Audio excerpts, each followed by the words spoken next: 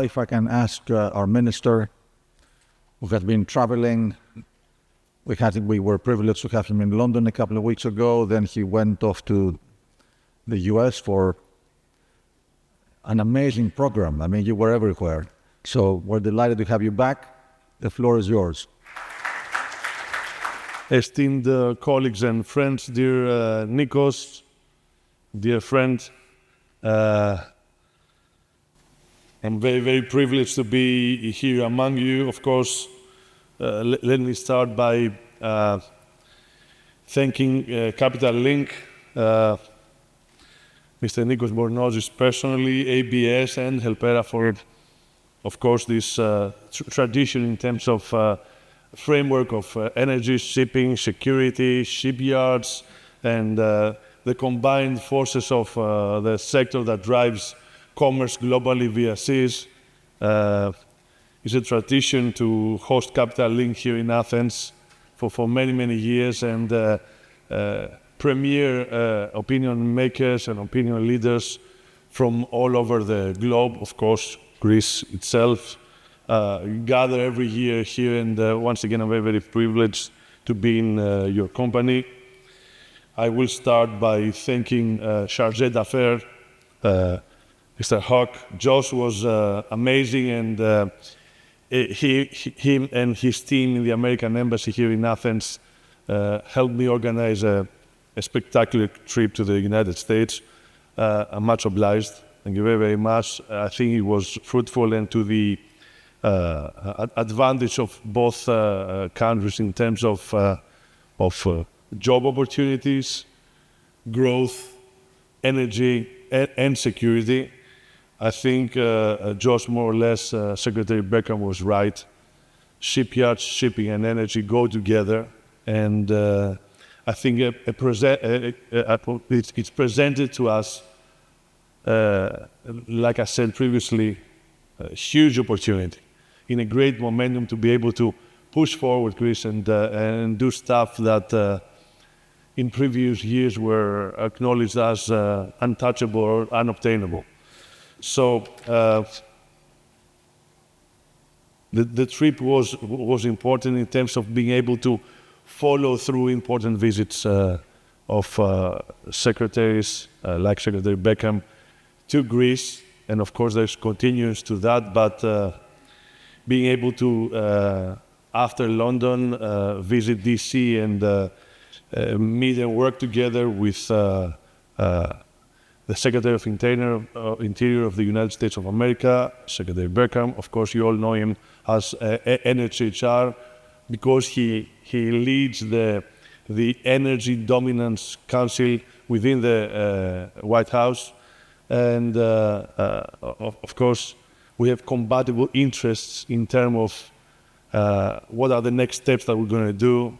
Security is concerned, like I said, growth, energy, and job opportunities. Of course, it was a big privilege for me to meet with Secretary Duffy. Secretary Duffy is the Secretary Minister of Transportation, huge personality, and of course, now he is invited officially by the Greek government to visit Greece.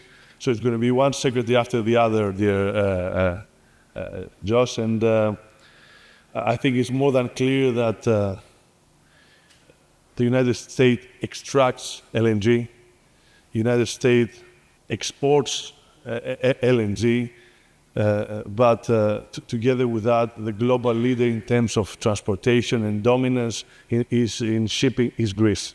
And Greek ship owners having owned 20% of the global fleet. This is unimaginable and a huge success of the private sector and the industry in Greece.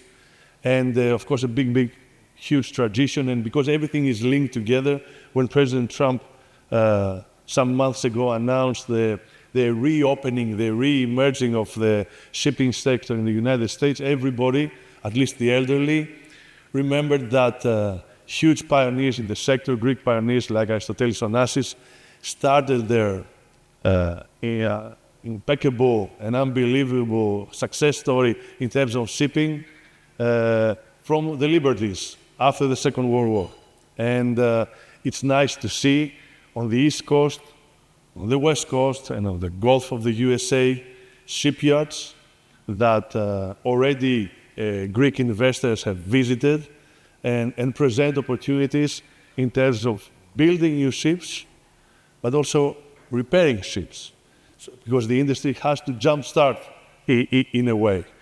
So with the two gentlemen that I already talked to you about, we discussed about that. Also with the Undersecretary of Energy Vaults, also with the Undersecretary of the State Department, like I said, the Dominance Energy Committee within the White House, of course also the private sector, banking too, the DFC were there, eager to keep on investing on projects of the industry, either have to do with the Greek sector or the American sector. Also high-level officials, the USTR, the trade representatives, the finance cooperation in terms of the budgets, because of course to be able to jumpstart and do stuff, you need funding. But I do not believe that funding was ever a problem in the United States.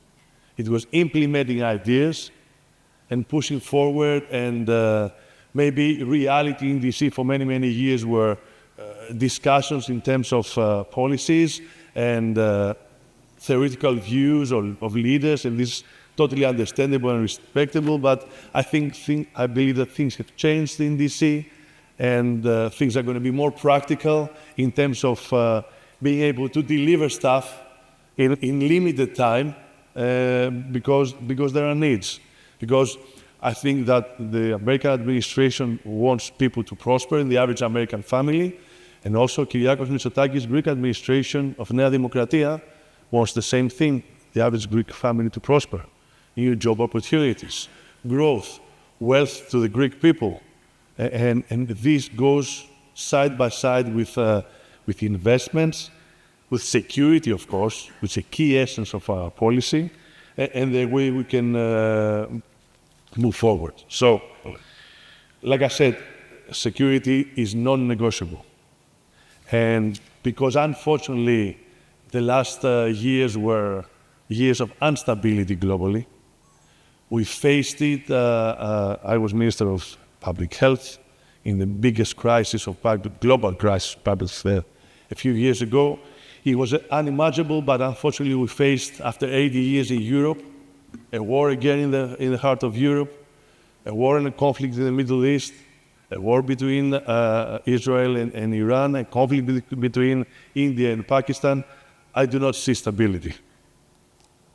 But I'm very, very happy to hear that the American administration under President Trump is pushing forward in terms of peace.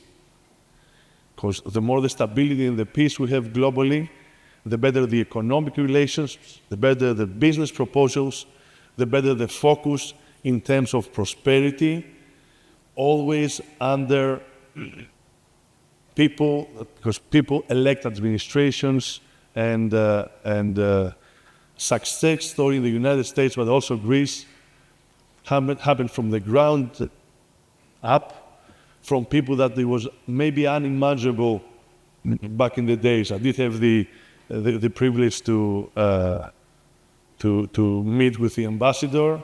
I'm very, very happy it's official, and she'll be here in the next 4 to 5 weeks, I think. But I also met with, once again, with Mr. Kasimatidis, and this is a Greek success story, since his family left Greece a lot of decades ago, traveled by ship, some 55 days to reach the eastern shores of the United States.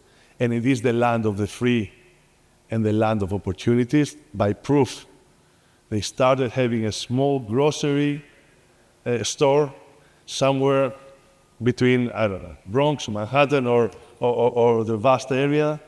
And he ended up having 200 supermarkets, being involved in real estate, being involved in investing in energy.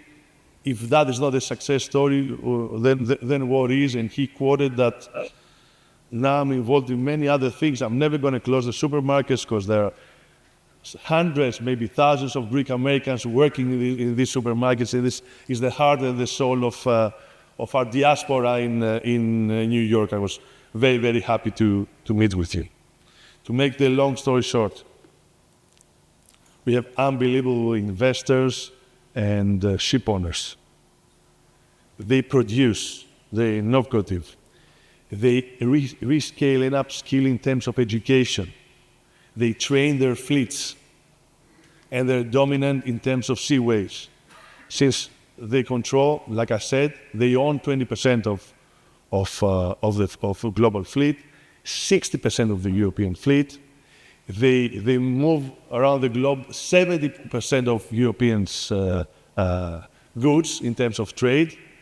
And in all aspects, 90% of all goods is moved by sea. Maybe it's not well said or phrased for people to understand that maybe Greece is 2% of Europe's GDP, but in terms of shipping and in terms of the industry, we're dominant. We should be very, very proud of this, and the Greek administration is going to take advantage of it in the best possible way. So the industry is going to work with the Greek administration and the American administration and the American industry. And things are going to happen. I want to remind everybody that 70-80% of American natural gas is stored in Revithoussa. Remind also everybody that northern Greece was out of the question for many, many years, and now there is a reverse pipeline in Alexandroupolis, shifting LNG from Greece to Northern Europe until Ukraine. And I think that more investments are in order in terms of infrastructures in Greece. When the time comes, the Prime Minister will talk about them, of course, with the American administration. And this is the way to be able to push forward and move forward. So, from the ancient ages until today, water, food, and energy were the reason of peace and war on our planet. We seek to use them as a term, at least energy as a term of peace, cooperation, and growth. We have nothing against anybody. It's just that we do want to live in peace. We're searching after 10-year austerity measures and crisis in Greece to see the average Greek family prosper, and the path or the pipeline to getting to that, so that the average wages are in the average of the European Union, so that the next generation in Greece can rent or buy a house, they can fall in love, get married, probably make more than 1 to 2 children, and solve our demography problems. This is the way. It's investing, it's creating opportunities, it's producing a framework of better paid wages and jobs, and that is not just a dream or a vision of the future. It's doable, it can happen, and jumpstart in the next few months. And I think that, Josh, we all work together, public sector and private sector, the industry and opinion makers and leaders, as such, that are today here with us, towards that extent. So do not underestimate people, do not underestimate their visions, their will to succeed, their need to see their children live a better life than they did. This is a power of will, and I think it will lead us to very, very good accomplishments. Thank you very much.